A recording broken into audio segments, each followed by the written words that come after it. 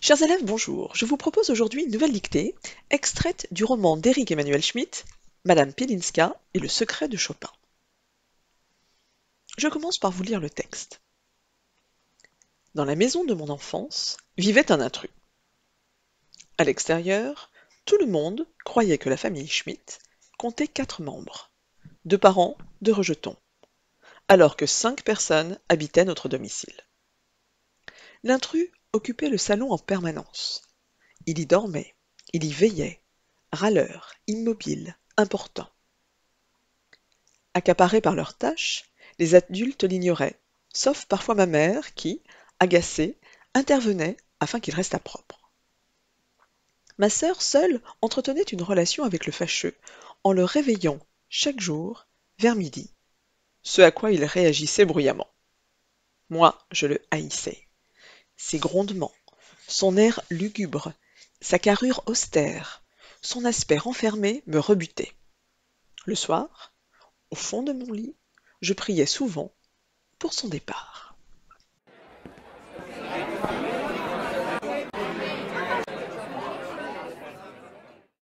Je vais à présent dicter le texte phrase par phrase. Je répéterai 2 fois chaque portion. N'hésitez pas à appuyer régulièrement sur pause pour vous donner le temps d'écrire le texte. Je m'interromprai à la fin de chaque phrase pour commenter les principales difficultés rencontrées. Je commence. Dans la maison de mon enfance vivait un intrus. Point. Dans la maison de mon enfance vivait un intrus. Point. Cette première phrase ne présente aucune difficulté. Dans la maison de mon enfance, vous savez écrire tous les mots, vivait. Le verbe vivre est ici conjugué à l'imparfait, il faut que je trouve son sujet. La seule difficulté est que le sujet ici est inversé, parce qu'en effet, c'est qui vivait dans la maison de mon enfance, c'est un intrus. Le sujet est à la 3e personne du singulier, mon verbe s'accorde donc à la 3e personne du singulier. La terminaison est AIT. Un intrus, il s'agit simplement de savoir comment s'écrit le mot intrus. Un intrus est celui qui fait intrusion dans notre vie, donc intrus s'écrit toujours avec un S à la fin. Je poursuis la dictée du texte. À l'extérieur, virgule, à l'extérieur, virgule,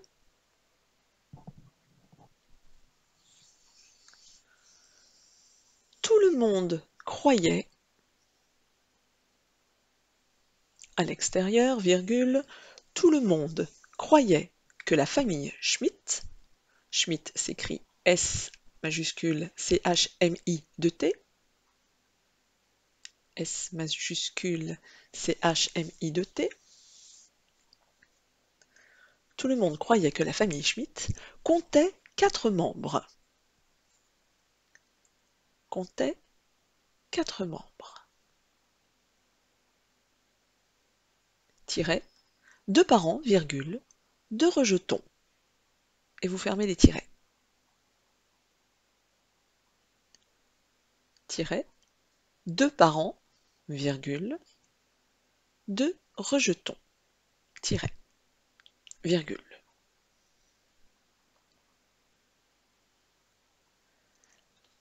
Alors que 5 personnes habitaient notre domicile. Point. Alors que 5 personnes habitaient notre domicile. Point.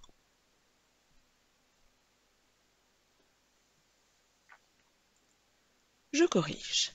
À l'extérieur est une expression que vous savez écrire. Tout le monde croyait que. Tout le monde est un collectif. Alors certes, tout le monde représente beaucoup de monde, mais dans la mesure où il s'agit d'un nom collectif, l'accord se fera au singulier. C'est l'ensemble du monde. Donc croyait est le verbe, il est conjugué à l'imparfait, je l'accorde à la 3e personne du singulier. Que la famille Schmitt comptait 4 membres. Il s'agit du verbe compter, attention à l'orthographe du verbe compter, C-O-M-P-T plus la terminaison. Je dois trouver quel est le sujet du verbe, c'est qui comptait, 4 membres, c'est la famille Schmitt. Le verbe est conjugué à la troisième personne du singulier, la terminaison est donc a été. 4 membres, vous savez déjà que le déterminant numéral 4 est toujours invariable, il exprime certes une quantité plurielle, mais lui néanmoins s'écrit toujours Q-U-A-T-R-E. En revanche, puisque les membres sont au nombre de 4, il ne faut pas oublier le S du pluriel à membre. Le tiret qui ici a valeur de parenthèse, 2 parents, dans la mesure où les parents sont déterminés par le déterminant numéral 2, je sais que parent doit se mettre au pluriel, je n'oublie pas le S, et de rejetons. Rejetons est ce que la nature rejette, au sens littéral du terme. Le E m'indique qu'il ne peut être suivi que d'un seul T et non d'une double consonne. Rejetons s'écrit R-E-J-E-T-O-N, auquel j'ajoute un S dans la mesure où il y en a 2. Je mets un tiret qui fonctionne comme une parenthèse que j'aurais fermée. Alors que 5 personnes, aucune difficulté avec ce alors que 5 personnes, il faut simplement bien penser au S du pluriel de personnes, habitait notre domicile. Le verbe habitait a pour sujet 5 personnes, c'est qui habitait notre domicile, 5 personnes. L'accord se fait donc à la troisième personne du pluriel. À l'imparfait, la terminaison est A-I-E-N-T. Notre domicile, pas de souci, vous savez écrire domicile. Je poursuis la dictée. L'intrus occupait le salon en permanence. Point virgule. L'intrus occupait le salon en permanence. Point virgule.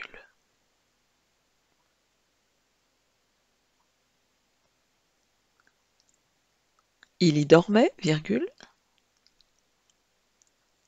Il y veillait, virgule. Il y dormait, virgule. Il y veillait, virgule. Râleur, virgule. Immobile, virgule. Important, point. Râleur, virgule. Immobile, virgule. Important, point. Voyons la correction de cette phrase. L'intrus occupait le salon en permanence. L'intrus, nous avons déjà rencontré ce terme, nous savons donc l'écrire. Occupait, mon verbe occupait qui s'écrit avec 2 C est conjugué à l'imparfait. C'est qui occupait le salon? C'est l'intrus. La terminaison est donc a été pour la troisième personne du singulier. Le salon en permanence, ce sont des termes que vous savez écrire. Il y dormait. Attention à l'orthographe de ce i, il s'agit d'un pronom adverbial qui reprend ici le salon. Donc il s'écrit tout simplement y. Il y dormait, le il est un pronom personnel de troisième personne du singulier qui reprend l'intrus. Dormait s'accorde avec lui, la terminaison est donc a été. Il y veillait, même chose, toujours le pronom adverbial y. Veillait est conjugué à l'imparfait à la troisième personne du singulier, a été. Râleur est un adjectif qui s'accorde à la troisième personne, enfin qui s'accorde surtout au masculin singulier avec l'intrus, EUR. Immobile, attention aux 2 M de ce immobile, masculin singulier. Important, attention, l'important est celui qui nous importune. Importuner est le verbe qui est issu de cet adjectif, important. Important s'écrit I-M-P-O-R-T-U-N. Je poursuis la dictée. Accaparés par leurs tâches, virgule, les adultes l'ignoraient, virgule. Accaparés par leurs tâches, virgule, les adultes l'ignoraient, virgule.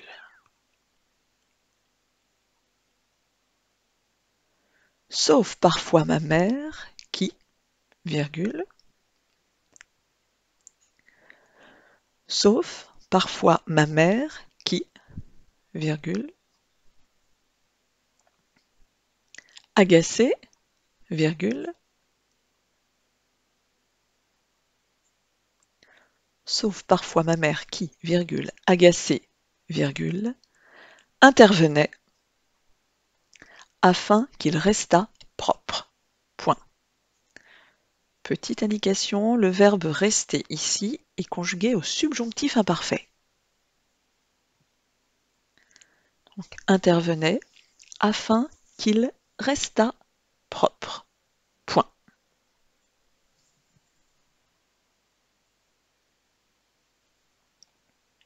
Passons à la correction. Accaparer par leurs tâches.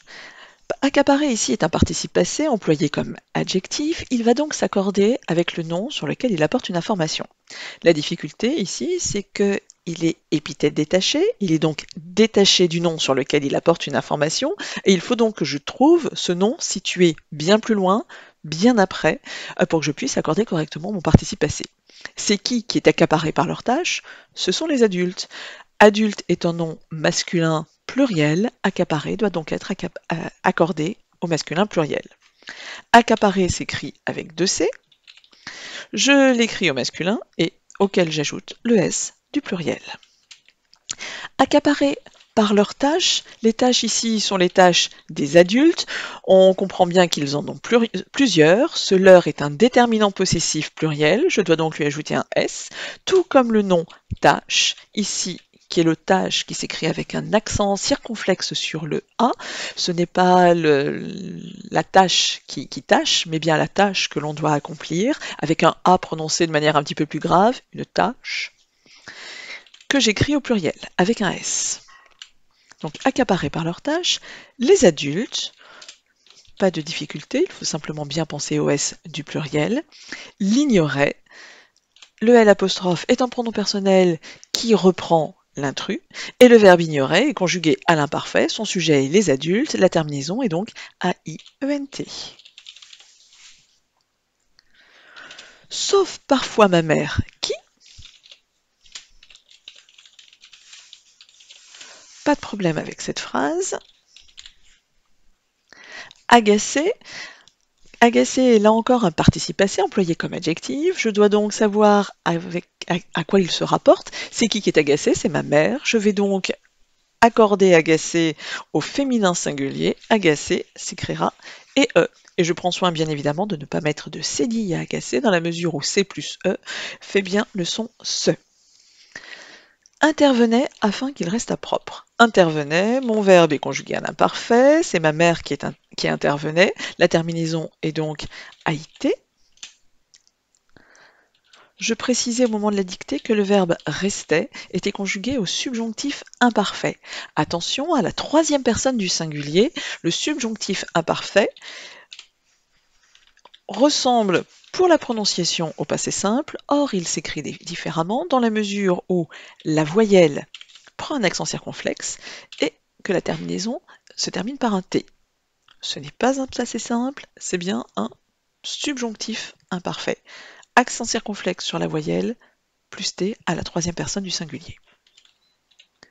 Enfin, propre est un mot que vous savez écrire. Je poursuis la dictée. Ma sœur seule entretenait une relation avec le fâcheux. Ma sœur seule entretenait une relation avec le fâcheux. En le réveillant chaque jour vers midi, virgule. En le réveillant chaque jour vers midi, virgule. Ce à quoi il réagissait bruyamment. Point. Ce à quoi il réagissait bruyamment. Point. Voyons la correction. Ma sœur seule entretenait. Ma sœur est un nom que vous savez écrire. Attention à l'orthographe de seul, il s'agit ici d'un adjectif et est en fonction d'épithète, épithète liée au nom sœur. Il doit donc s'accorder avec sœur, sœur étant un nom féminin singulier, seul se met au féminin singulier. Je dois écrire seul avec un E. Entretenait, c'est qui entretenait? C'était ma sœur. Le verbe est conjugué à l'imparfait, troisième personne du singulier, la terminaison est donc a été. Une relation, pas de problème, avec le fâcheux. La seule difficulté est l'accent circonflexe sur le A de fâcheux. Comme tout à l'heure avec tâche, le A de fâcheux se prononce de manière légèrement plus grave. En le réveillant chaque jour, là encore, aucune difficulté. Attention juste au gérondif du verbe réveiller. En le réveillant, c'est bien un gérondif. Le verbe est constitué de la préposition en, suivi du participe présent du verbe, réveillant, ant. Chaque jour, attention à l'accord du déterminant indéfini chaque, il est toujours au singulier et le nom qui le suit est toujours au singulier également. Jour au singulier ne prend pas de S. Vers midi ne pose pas de problème. Ce à quoi il réagissait bruyamment, ce est un pronom démonstratif. Comme tous les démonstratifs, ce s'écrit avec un C. Ce à quoi, la chose à laquelle il réagit bruyamment, ce s'écrit tout simplement CE. Le A correspond à la préposition à, celle qui s'écrit avec un accent. Ce à quoi il réagissait, c'est toujours l'intrus, le fâcheux qui réagissait. Nous sommes toujours à l'imparfait, réagissait, a été. Attention à l'orthographe de l'adverbe bruyamment. Cet adverbe est construit à partir de l'adjectif bruyant. Bruyant s'écrit B-R-U-Y-A-N-T. C'est la raison pour laquelle le amant de bruyamment sera bien un A. Et vous le savez, les adverbes en amant s'écrivent tous avec deux M. Donc bruyamment s'écrira A, deux M, E-N-T. Je poursuis la dictée. Moi, virgule, je le haïssais, point virgule. Moi, virgule, je le haïssais, point virgule. Ses grondements, virgule. Son air lugubre, virgule. Ses grondements, virgule. Son air lugubre, virgule. Sa carrure austère, virgule. Sa carrure austère, virgule.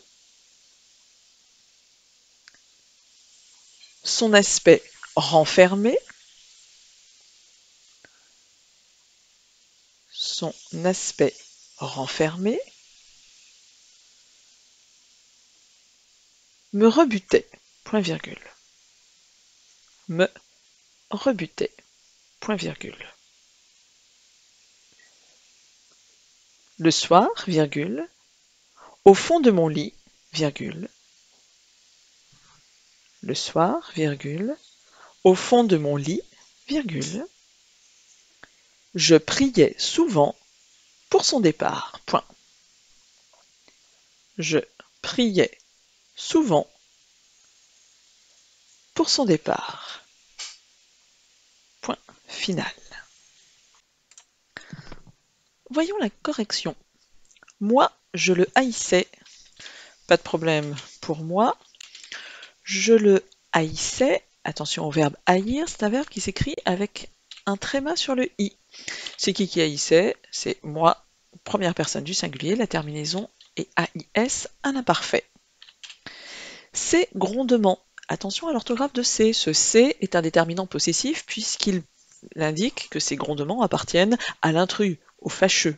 Donc C s'écrit SES. Grondement est un nom, il est employé ici au pluriel, c'est la raison pour laquelle il s'écrit avec un S. Son air lugubre, là encore, un déterminant possessif, vous savez l'écrire, lugubre est un adjectif qui s'écrit comme il se prononce. Sa carrure austère, attention à l'orthographe de carrure dans la mesure où ce nom s'écrit avec deux R, U-R-E, et à l'adjectif austère, A-U-S-T-E, accent grave, R-E. Son aspect renfermé, aspect s'écrit toujours A-S-P-E-C-T, et renfermé est un adjectif épithète qui apporte une information sur le nom aspect. Renfermé doit donc s'accorder avec aspect, qui est un nom masculin singulier. Renfermé s'accorde donc au masculin singulier. Me rebutait. Attention à la terminaison dans ce verbe, dans la mesure où il s'agit de bien identifier le sujet. C'est quoi qui me rebutait? Eh bien, ce qui me rebutait, c'était ses grondements, son air lugubre, sa carrure austère, son aspect renfermé. C'est l'énumération de tous ces noms qui constituent le sujet de rebutait. Il y en a donc plusieurs. Rebutait s'accordera à la troisième personne du pluriel de l'imparfait AIENT. Le soir, virgule, au fond de mon lit, pas de problème, je priais souvent pour son départ. C'est qui priait? C'est je. Le verbe est conjugué à l'imparfait dans la mesure où il permet d'exprimer ici une habitude. L'adverbe souvent nous l'indique. Priait, première personne du singulier, s'écrit AIS. Souvent, pour son départ, ce sont des mots que vous savez écrire. Cette dictée est à présent terminée. Je vous donne rendez-vous pour la suivante.